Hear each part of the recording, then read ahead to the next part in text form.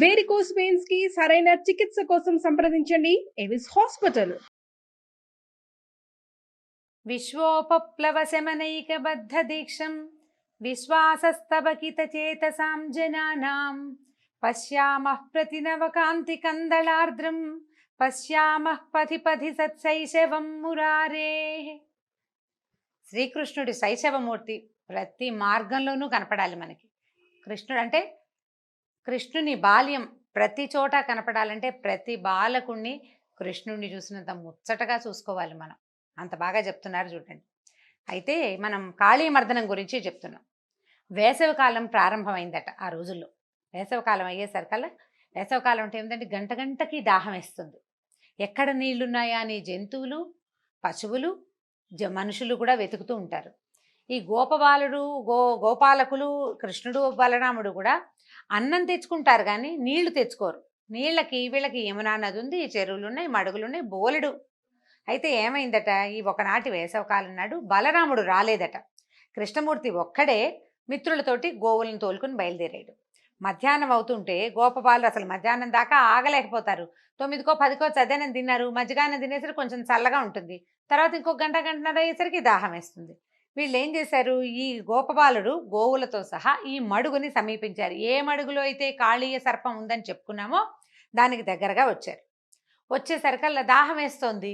వీళ్ళకి ఇది మంచిది కాదు అని చెప్పగలిగే పెద్దవాళ్ళు ఎవరు ఈ పిల్లల సమీపంలో లేరు. ఈ మడుగు మంచిది కాదని వీళ్ళకి తెలియదు అసలు. ఇంతలో ఏమైంది, ఈ పిల్లలు గబుక్కున ఈ నీళ్ళల్లోకి వెళ్ళిపోయారు. అంటే పరామర్శ లేదు, చుట్టుపక్కల ఏమిటి ఏది పచ్చదనం లేదు, నీళ్ళేమిటి ఒక రకంగా ఉన్నాయి, ఇక్కడ వాసన బాగుండలేదు, అలా అని తోచలేదన్నమాట. మన ప్రాంతమేనన్న దీంతో ఒక రకమైన తొందరపాటు, పిల్లలకి కొంత అజాగ్రత్త ఉంటుంది, తెలిసి తెలియనితనం. దాంతో నీళ్ళల్లో దిగేశారు. దిగటము ఈ నీరు కొద్దిగా ముట్టుకున్నారంతే, నోట్లోకి తీసుకున్నది కూడా లేదు, మరణించారట. ఈ యోగేశ్వరేశ్వరుడైన కృష్ణుడు బాలురందరికీ రక్షణగా ఉన్నాడు. ఆయన ఏం చేశాడు, అమృతం వర్షించే తన చూపుతోటి పిల్లల్ని గోవుల్ని బతికించేశాడు. అంటే గొడ్లు కూడా దిగినాయి లోపలికి, కాస్త ఆవులు ఇవి కూడా దిగినాయి, బయటకు వచ్చేసారు. వాళ్ళు వెంటనే జీవించేశారు కానీ వాళ్ళు మొదట తాము మరణిస్తున్నా ఏదో అయిపోతాం తమకని తెలిసింది క్షణాల్లో తాము మామూలుగా అయిపోయి ఒకళ్ళనొకళ్ళు ముట్టుకు చూసుకున్నారు, ఏమిట్రా మనకేం కాలేదు అని. అప్పుడు ఏమనుకున్నాడంటే కృష్ణుడు ఎలా భావించాడు, ఈ మడుగుని పానయోగ్యంగా చేయాలి, ఈ నీళ్ళని. ఇలాంటి మడుగు ఇట్లా గోవులు మనుషులు వచ్చే మధ్యలో ఇంత విషతుల్యమైన మడుగు ఎందుకు ఉండాలని భావించాడు ఆయన. ఏం చేశాడు, అటు ఇటు చూస్తే ఆ నీటి మీద వచ్చే ఈ వేడి విషపు గాలికి చెట్లన్నీ మాడిపోయినాయని చెప్పుకున్నాగా, ఏమీ పచ్చదనం లేదు. ఒక ఎత్తైన కడిమి చెట్టు మాత్రం పచ్చగా నిలిచి ఉందిట. ఒకే ఒక చెట్టు ఉంది అక్కడ. ఆ చెట్టు మీదట పూర్వం గరుత్మంతుడు ఆ చెట్టు మీద వాలేట. ఆ చెట్టు అందుకని ఆ చెట్టుకి సర్పాల విషం ఆ చెట్టుని ఏమీ తెలియదు. గరుడమణి ఉన్న చోట గారుడమణి గురించి చెప్తుంటారు. గారుడమణి ఉంటే సర్పం దగ్గరికి రాదని, గారుడ విద్య ఉన్నవాడికి రాదని, సర్పాలని కంట్రోల్ చేస్తుందని. ఇట్లా గద్ద కనపడిందంటే పాములు పారిపోతాయని చెప్పుకుంటుంటాం మనం కూడా ఇప్పుడు. అయితే ఈ ఎత్తైన చెట్టు మాత్రం ఉంది. కడిమి చెట్టు అంటే బహుశా మన అమ్మవారికి పెట్టుకుంటాం పువ్వులు, కదంబ వృక్షం లాంటిది అని అనిపిస్తుందండి. ఖచ్చితంగా అవునో కాదో నాకు కూడా తెలీదు, కానీ ఈ రెండు ఒకటేనన్న భావన మాత్రం అనిపిస్తోంది మరి. అయితే ఈ పైకి ఎక్కిన చెట్టు పైకి ఎక్కాడు. పైదాకా ఎక్కిన తర్వాత ఏం చేశాడు, పైన వచ్చిన ఉత్తరీయం లాంటిది అది నడువుకి దట్టిలాగా గట్టిగా కట్టి చెట్టు ఎక్కాడు. ఎక్కిన తర్వాత బాగా ఎత్తుకెక్కి చూసుకున్నాడు అనమాట, కిందకి నీళ్ళలో పడతామా పడమా అని. సరిగ్గా చూసుకుని ఆ చెట్టు కాస్త ఇట్లా ముందుకెళ్ళింది. అక్కడి నుంచి చెంగుమని ఒక్క దూకి మడుగు మధ్యలోకి దూకేశాడట. ఈ ఒక పైనుంచి ఒక బరువైన ఇది పడేసరికల్లా ఏమైంది, నీళ్ళు ఇట్లా వివ్వెత్తున పైకి లేచింది. అంతే, మనం చూడండి ఒక రాయి ఏంగానే నీరు పైకి రాదు, వచ్చింది.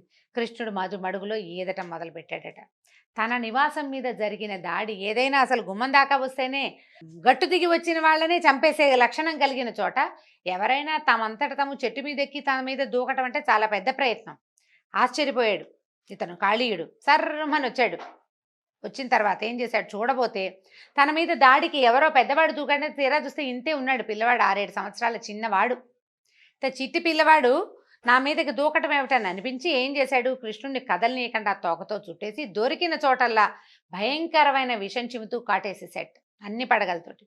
ఈ పాము చుట్టల్లో చిక్కిన ఈ నీళ్ళల్లో పడ్డాడు, పైకి తేలాడు. కాళీయుడు వచ్చాడు, సర్పం చుట్టేసింది. ఈ చుట్టిన సర్పం మనకి ఎట్లా కనబడుతుంది, బయట నుంచి చూసే వాళ్ళకి ఈ లోపల పడిన వాడు పైకి రాకపోయేసరికల్లా మళ్ళీ కనపడలేదు కదా, పాము చుట్టల్లో చిక్కుకుపోయాడు.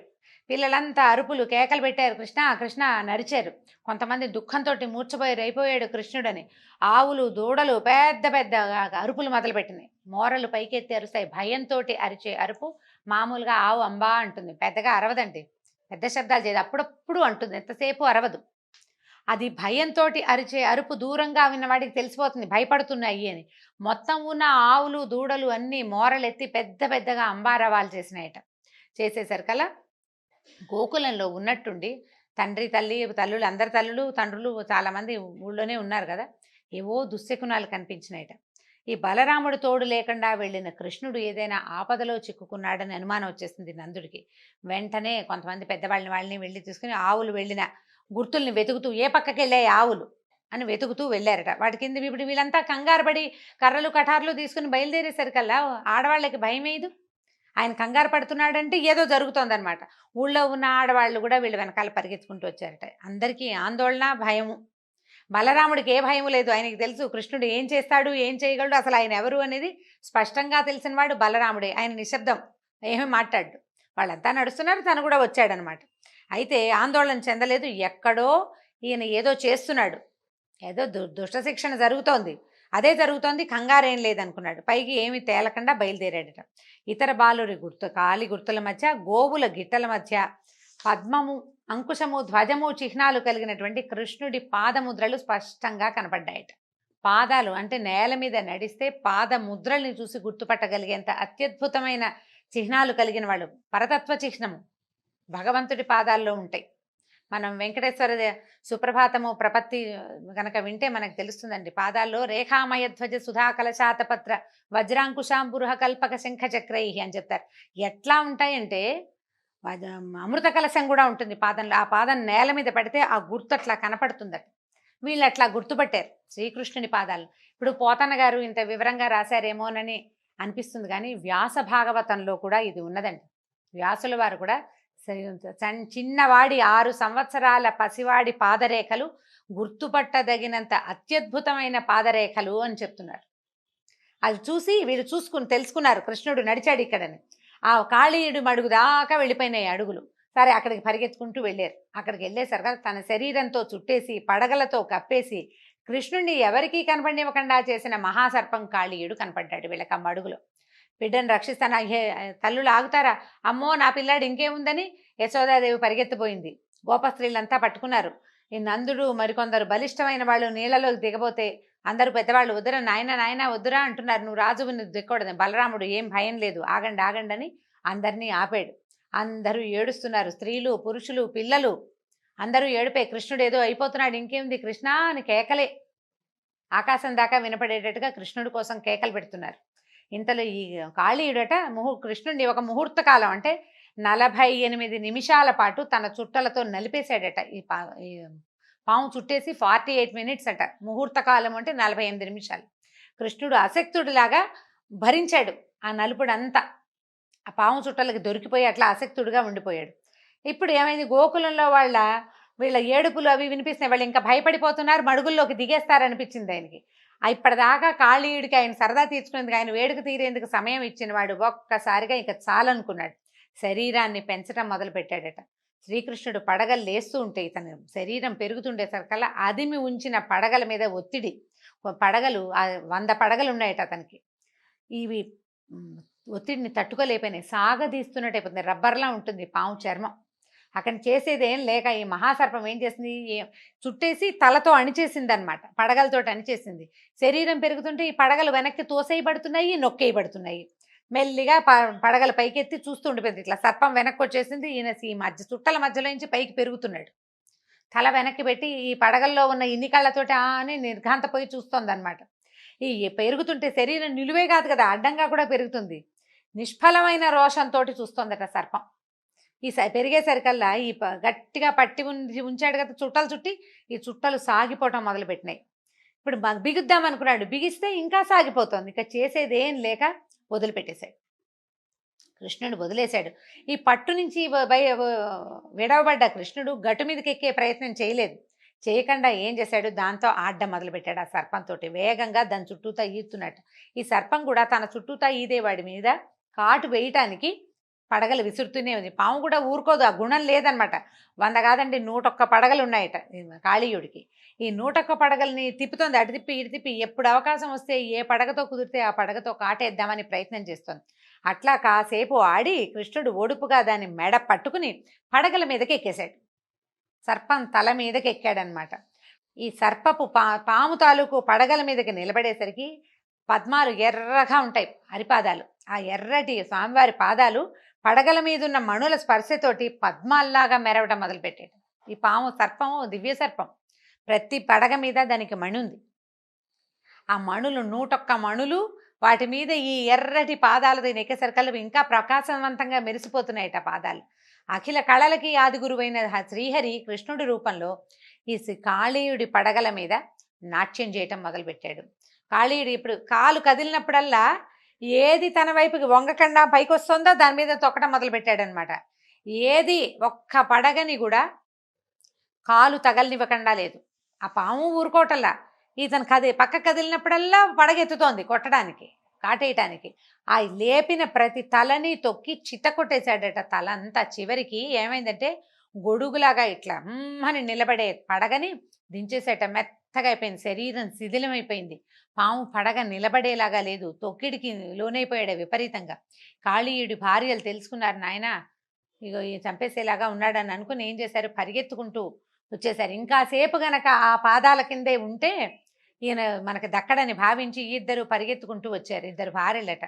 ఇతన్ని ప్రతిభిక్ష పెట్టు నాయన, మా భర్తని వదిలిపెట్టేసేయమని ప్రార్థించారు. మనం కాళీయ మర్దనం పిక్చర్ చూస్తుంటాం చూడండి, ఫోటో చూస్తే మనకు కనిపిస్తుంది. దాని మీద నుంచున్నాడు, తోకని పట్టుకున్నాడు. ఇది తోకతోటి కూడా దాడి చేయగలదు. ఆ తోక పట్టుకుంటే ఏమవుతుందంటే కదలలేదనమాట. ఇంకా సర్పం కదలకుండా చేసాడు. అక్కడి నుంచి ఈ 2 సర్పాలు వచ్చి బతిమలాడినాయి. నువ్వు దుష్టుల్ని శిక్షించడానికి వచ్చిన జగన్నాథుడు అని మాకు తెలిసింది. దయామయుడివి నువ్వు ద్వేషంతో పగతో కోపంతో ఎవరి మీదకి వెళ్ళవు.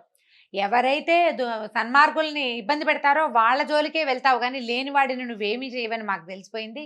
నువ్వు ఇప్పుడు మమ్మల్ని ఇంత శిక్షించినా, మా భర్తని ఇట్లా తలలు చితకొట్టేసినా సరే ఇది మా మీద నువ్వు చూపించిన అనుగ్రహమేనని భావిస్తాను తండ్రి. ఎన్నో జన్మల పుణ్యం చేస్తే కానీ నిన్ను ముట్టుకోలేరు. నీ పాదధూళిని శిరస్సు మీద ధరించే అవకాశం మాకు దొరికింది. ఈ పాదధూళి కోసేవాళ్ళు, వాడు నీ పాదధూళి కోసం వచ్చేవాడు భూలోకం అంతా రాసిస్తానన్నా వాడికి అక్కల నీ పాదధూళే కావాలి. అలాంటి పాదధూళిని మా భర్తకి అనుగ్రహించావు నాయన. అతని పాపాలు నశించినాయి, ప్రాణాలు కోల్పోయేలాగా ఉన్నాడు. మాకు భర్తే ప్రాణం, స్త్రీలకి భర్తే కదా ప్రాణం, కాబట్టి మాకు ప్రతిపక్ష పెట్టు అని బతిమలాడుకున్నారు. బతిమలాడేసరికల్లా వాళ్ళ ప్రార్థనలను మన్నించి కృష్ణుడు అతన్ని విడిచిపెట్టాడు. స్వామి దయ వల్ల అతని గాయాలన్నీ, తలంతా చితికిపోయింది కదా, అవన్నీ మానిపోయినాయట. పూర్తి శక్తి వచ్చింది. తన ప్రవర్తనకి సిగ్గుపడుతూ చేతులు జోడించి విన్నవించాడు, మమ్మల్ని క్షమించు, మేము పుట్టుకతోటి దుష్టులము, తమోగుణ ప్రధానం, మాకు కోపము పగ 2 ఎక్కువే. నువ్వు కొడుతున్నా, నువ్వు చిత కొడుతున్నా అయినా కాటేయటానికే ప్రయత్నం చేశాను. ఇవేవి మేము కోరి తెచ్చుకునేవి కావు కదా. ఏ వ్యక్తి తన ఎంత చక్కటి పాయింటో చూడండి. ఏ వ్యక్తులు తమ దుర్గుణాలని తమతో తెచ్చుకోరు. ఏ జీవి ఏ లక్షణాలతో పుట్టాలో వేటితో జీవించాలో నిర్ణయించే జగన్నియామకుడివి నువ్వే. అంటే సర్పాలకి పగ భగవంతుడే పెట్టాడు. ఇది మానవుల ఎందుకు కుదరదండి. నాకు ఈ లక్షణం ఉంది, నేను భగవంతుడు నాకు పెట్టాడు అని అనడానికి వీల్లేదు. భగవంతుడిని మానవులు అని ఎందుకు చెప్పారంటే మానవత్వంతో ఉండమని మానవులను సృష్టించాడు. మనం రకరకాల లక్షణాలు తెచ్చుకుని ఇదంతా దేవుడే మాకు పెట్టాడని అనడానికి వీల్లేదు. సర్పానికి ఉంది ఆ అవకాశం. ఎందుకంటే దానికి పగపట్టే గుణం, కాటేసే గుణం, తన జోలికి వస్తే వదిలిపెట్టని లక్షణం, మర్చిపోకుండా వెంబడబడ్డం, ఆ గుణం అంతా భగవంతుడిచ్చింది. నువ్వే పెట్టావు నాయన. నువ్వు ఏ శిక్ష విధించాలనుకున్నా నువ్వు నా మీద చూపించిన అనుగ్రహంగానే భావిస్తాను, నన్ను క్షమించమని అన్నాడు. అప్పుడు కృష్ణుడు ఏమన్నాడంటే, కాళీయ, నువ్వు గరుత్మంతుడికి భయపడి ఈ మడుగులో దాక్కున్నావని నాకు తెలుసు. ఇప్పుడు నా పాద చిహ్నాలు నీ పడగల మీద ఉన్నాయి. గరుడు నిన్ను ఏమీ అనడు. కాబట్టి నీ పరివారంతో సహా నువ్వు ఈ మడుగును వదిలిపెట్టేసి నువ్వు రమణక ద్వీపానికి వెళ్ళిపో. రమణక ద్వీపం అని ఆ ద్వీపమే సర్పాలకి ఆలవాలన్నమాట. వాటి నివాస స్థానం అదే. ఈ కాళీయుడు అక్కడి నుంచి పారిపోయి ఇక్కడికి వచ్చాడు. రమణక ద్వీపానికి వెళ్ళిపో, నీ తల మీద ఉన్నాయి కాబట్టి నిన్ను గరుడు ఏమీ చెయ్యడు అని చెప్పాడు. చెప్పిన తర్వాత ఈ కాళీయుడు అతని భార్యలు కృష్ణుని పూజించి ప్రదక్షిణ నమస్కారాలు చేసి బయలుదేరి రమణక ద్వీపానికి వెళ్ళిపోయారు. శ్రీకృష్ణుని పాదస్పర్శ వల్ల అందులో ఉన్న విషం, మడుగులో ఉన్న విషం అంతా విరిగిపోయిందట అని శుకులు ఈ కాళీమర్దన వృత్తాంతాన్ని చెప్పారు. అయితే ఇప్పుడు ఈయన అడుగుతున్నాడు పరీక్షిత్తు, ఋషులు సర్పాలకి నివాస స్థానం ఏది? రమణక ద్వీపం. కాళీయుడు అది వదిలిపెట్టి ఇక్కడికి ఎందుకు వచ్చాడు? పైగా గరుడుడికి భయపడి దాక్కున్నాడు. అప్పుడు గరుడు అంత కోపం వీడి మీద ఎందుకు ఆయనకి? మిగిలిన ఏ సర్పాలకి లేని భయం ఇతనికి ఎందుకుంది? ఏం అపచారం చేశాడు కాళీయుడు? ఈ మడుగులో దాక్కున్నంత మాత్రాన ఇప్పుడు పోనీ ఎక్కడో దాక్కున్నాడంటే ఒక రకం, ఒక చెరువులో దాక్కుంటే గరుత్మంతుడు ఎందుకు వదిలిపెట్టాడు ఇతన్ని అని అడిగాడు. అడిగేసరికల్లా ఇప్పుడు చెప్తున్నాడు, ఎంతో చక్కగా చెప్పారనమాట. వినత, కద్రువ, కశ్యపుడి భార్యలు మనకు తెలిసిందే. వినత కుమారుడు గరుడు, అతన్ని వైనతేయుడు అంటారు. కద్రువ కుమారులన్నీ సర్పాలు, వాటన్ని కాద్రవేయులు అంటారు. అయితే ఈ రమణక ద్వీపంలో ఉన్న వీళ్ళకి ఏంటంటే సర్పాలని గరుడుడికి ఆహారంగా నిర్ణయించారు. అది జగద్విదితమే ఆ సంగతి. ఈ రమణక ద్వీపంలో ఉన్న సర్పాలని గరుడు స్వేచ్ఛగా భక్షించేవాడు. నాగులకి భయం పట్టుకుంటా, ఇలా వదిలేస్తే ఈయన అందరినీ తినేస్తాడు, మన జాతే మిగలదని వాసుకి మొదలైన వాళ్ళు, ఆదిశేషువు వాసుకి సర్పాలలో ఆద్యులు కదా, వాళ్ళు ఏం చేశారంటే గరుడుడితోటి ఒక ఒప్పందం చేయించారు. వాసుకే చేసుకున్నాడు. ఆదిశేషువు ఎప్పుడూ మనకి విష్ణుమూర్తితోటే ఉన్నాడు. ఆయన ఇంకా తన జాతి వాళ్ళతోటి కలిసిన దాఖలాలు కనపడవు మనకి ఎప్పుడు. వాసుకి మాత్రం తమ సర్పజాతితోటి రాజుగా ఉన్నాడనమాట. ఒక ఒప్పందం ఏం చేశారంటే, సర్పాలు ప్రతి నెల, అంటే ఈ మానవులు ఏం చేసేవాళ్ళు, తమకి సర్పాలు తమనేమి చేయకుండా ఉండటం కోసం ఆహారాన్ని సమర్పించేవారు. తమ వంతు ఆహారాన్ని ప్రతి నెల అమావాస్య నాడు ఎవరు ఏమీ తినకుండా ఒక చెట్టు కింద ఉంచుతాము, దాన్ని స్వీకరించి నువ్వు ఒక సర్పాలని మాత్రం వదిలిపెట్టేసి, ఇట్లా ఎంతసేపు ఎప్పుడు కనబడితే అప్పుడు చంపేయొద్దని బతిమలాడుకున్నారు. సరే, ఒప్పుకున్నారు. అయితే ప్రతి నెల అమావాస్య నాడు కదా ఆహారాన్ని సమర్పించేది. ఈ కాళీయుడికి కూడా ఆ ఛాన్స్, ఆ వంతు వచ్చిందనమాట. అయితే ఈ వంతు ఏంటంటే కాళీయుడు అసాధారణ విషశక్తి సంపన్నుడు. 101 పడగలున్నాయి. అతని విషశక్తి సామాన్యమైంది కాదట. అంటే ఇది ఒక ప్రత్యేకమైన సర్పం అనమాట. దాంతో అతను ఏంటంటే దూరంగా ఉన్న జీవులనేమో విషం చిమ్మి చంపగలడు, దగ్గరగా వచ్చిన వాళ్ళని కాటందుకుంటాడు. అతని విషం బారిన పడితే బతకటం అసాధ్యం ఏ ప్రాణైనా సరే. దాంతో విషగర్వంతో వెర్రవీగుతున్నటువంటి కాళీయుడు గరుడుని లెక్క చేయకుండా ఆయనకి ఇవ్వాల్సిన ఆహారాన్ని తనే భుజించేశాడు, తినేశాడు. ఒప్పందం ప్రకారం చేయాలి కదా, గర్వం ఏం చేస్తాడో చూద్దామనేసరికల్లా సరే ఈ కాళీయుడు చేసిన పని గరుత్మంతుడికి తెలిసిపోయింది. ఆయన ఏం చేశాడు, కోపంతో మండిపడుతూ ఈ మహాసర్పం ఉంటున్నటువంటి చెట్టు దగ్గరకు వచ్చాడు. కాళీయుడు భయపడలా, భయం ఏం లేదు. ఎందుకంటే నా విషయం ఇంత గొప్పది, నేను చాలా గ్రేట్ అన్న భావంతో ఉన్నాడు కదా. ఉవ్వెత్తున ఈ 100 పడగలతోటి లేచి ఈ గరుత్మంతుడిని కాటేసరికల్లా ఈ గరుత్మంతుడిని ఆ విషయం ఏమీ చేయలేదు. ఇలాంటి 100 పాములు కాటేసినా ఆయనకి అయ్యేదేం లేదు. తనకి ఇవ్వాల్సిన ఆహారం తనకి ఇవ్వకుండా, అంటే చేసుకున్న ఒప్పందాన్ని గౌరవించకుండా పొగరుతోటి తన మీదకే దాడి దిగిన ఈ సర్పాన్ని ఏం చేశాడంటే ఎడమ రెక్క చాచి కొట్టాడట. అసలు బంగారు కాంతులతో మెరిసిపోతూ ఉంటుందట ఆయన రెక్కలు, బంగారపు రెక్కలు. కొట్టేసరికల్లా ఈ సర్పం కాస్త దానికి ఏమైపోయిందంటే ఎక్కడికక్కడ శరీరంలో సందులన్నీ ఊడిపోయినాయి అనమాట. అంటే అన్ని కీళ్లు విరిగినంత పని అయింది. ఆ దెబ్బ తట్టుకోవడం చాలా కష్టం. ఈ గరుత్మంతుడు పొడిచి చంపి ఉండవచ్చు, ఆ పని చేయలేదు. చంపనని ముందే ఈ నాగులకి మాట ఇచ్చున్నాడు కదా, కోపం వచ్చింది ఆయనకి. ప్రశ్నిద్దామని వచ్చాడు. ఈ ప్రశ్నిద్దామని వస్తే అవతలవాడు ప్రశ్నకి సమాధానానికి అవకాశం ఇవ్వకుండా దాడికి దిగినప్పుడు ఏం చేయాలి, అందుకని కొట్టాడు. ఈ కొట్టిన దెబ్బకి ఏమైంది, పడ్డాడు, చాలా ఒళ్ళంతా చితికిపోయింది, ఎక్కడికక్కడ కీళ్ళు వాళ్ళు ఊడిపోయినట్టు అయిపోయినాయి. ఏం చేశాడు సార్, సరసరా పాకుతూ ఈ యమునా నదీ తీరంలో ఉన్న మడుగులోకి ప్రవేశించాడు. అయితే ఈ యమునా నదీ తీరంలో మడుగుంటే గరుడుడికి ఏం కష్టం అండి, ఆయన ఎక్కడికైనా వెళ్ళగలడు. కానీ ఈ మడుగులోకి ప్రవేశార్హత లేదట గరుత్మంతుడికి. అందుచేత ఆయన వదిలిపెట్టేశాడు. దాంతో కాళీయుడు ఇక్కడే ఉండిపోయాడు. అయితే ఈ మడుగులోకి గరుత్మంతుడు ఎందుకు వెళ్ళలేకపోయాడు, ఎట్లా కాళీయుడు ఇక్కడ రక్షణ పొందాడు వచ్చే కథలో విందామండి. అయితే ఈ కాళీయమర్దన గాథని వినేవాళ్ళు, చదివేవాళ్ళు, చెప్పించుకుని వినేవాళ్ళకి కూడా విషభయం ఉండదని, విషం తాలూకు ప్రమాదాలకి లోను కారని వ్యాసల వారే స్వయంగా సెలవిచ్చారు. దీంతో భాగవత కథాసుధ ఈరోజు భాగం సమాప్తం. మళ్ళీ కలుసుకుందాం. నమస్కారం.